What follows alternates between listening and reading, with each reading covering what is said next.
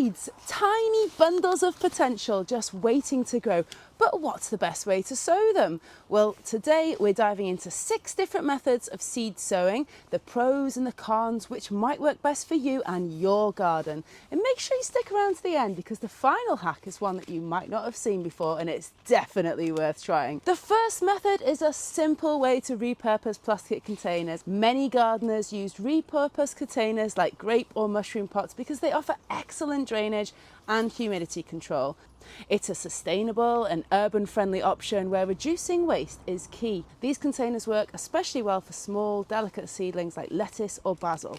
Just make sure to poke drainage holes if they haven't got them already. This next method involves using biodegradable materials like toilet rolls or rolled up newspaper, which have been part of organic gardening for centuries. It's ideal for plants that have sensitive roots such as peas and sweet peas because they can be planted directly into the ground without disturbing the roots. Not only is this method eco-friendly, but it's also cost-effective, which reduces waste.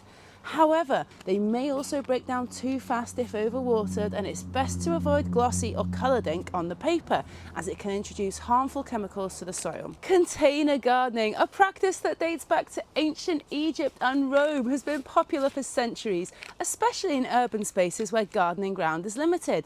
Large pots are great for deep-rooted veggies like carrots, parsnip and coriander, as they provide enough space for roots to grow without disturbance.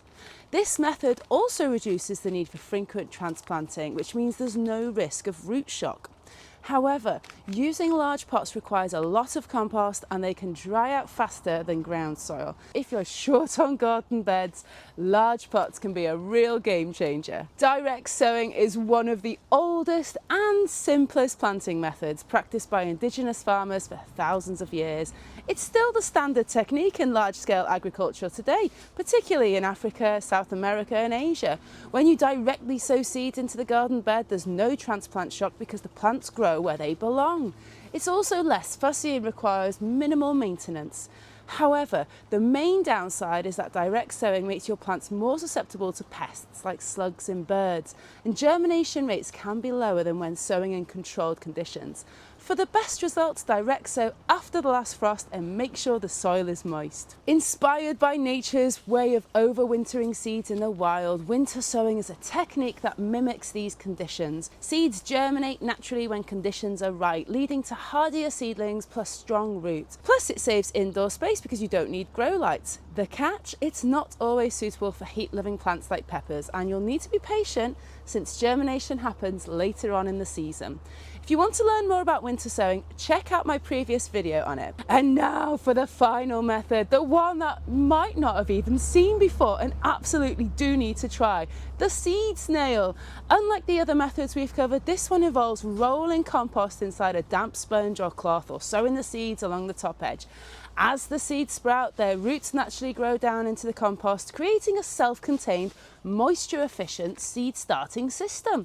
It's a genius way to maximise space, prevent drying out and keep seedlings easily accessible for transplanting.